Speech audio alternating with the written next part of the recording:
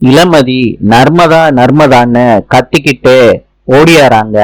Narmada two வீலரை ஓட்டிக்கிட்டு போறாங்க. Break பிடிக்கலன்னு அவங்களும் கத்திக்கிட்டு வண்டிய ஓட்டிட்டு வர்றாங்க கண்ட்ரோல் இல்லாம. பரமன் அந்த வழியா ஆட்டோல போய்கிட்டு இருக்காரு. நர்மதா பிரேக் பிடிக்கல, தள்ளி போங்கன்னு சொல்லிட்டு வண்டிய கண்ட்ரோல் இல்லாம ஓட்டிட்டு போறத பரமன் பாக்குறாரு. நர்மதா ஓட்டிட்டு போற வண்டிய நிப்பாட்டுறதுக்காண்டி பரமன் பின்னாடியே போறாரு. அந்த வண்டிக்கு முன்னாடி போய் ஒரு தள்ளு வண்டிய நர்மதா போற பாதையில நிப்பாட்டுறாரு. நர்மதா அந்த தள்ளு வண்டியில மோதி விழுகுறாங்க. அந்த தெருவுல போறவங்க எல்லாம் கூடிடுறாங்க. பரமன் நர்மதாவை கூட்டிட்டு வர்றாரு வீட்டுக்கு.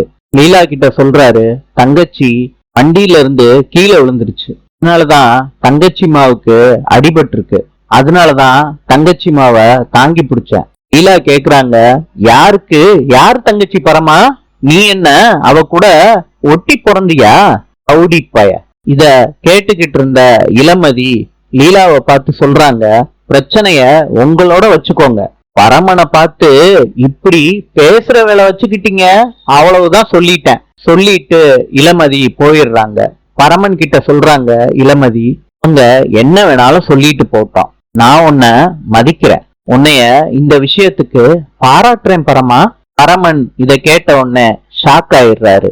இளமதி சொல்றாங்க, இனிமேட்டு நம்ம 2 பேரும் ஃப்ரெண்ட்ஸ்ன்னு பரமனுக்கு கைய கொடுக்கறாங்க. பரமன் யோசிச்சுக்கிட்டே கை குலுக்குறாரு. இளமதி பரமனோட கைய கெட்டியா பிடிக்கிறாங்க. இளமதி மூஞ்சியில சிரிப்ப பரமன் பாக்குறாரு.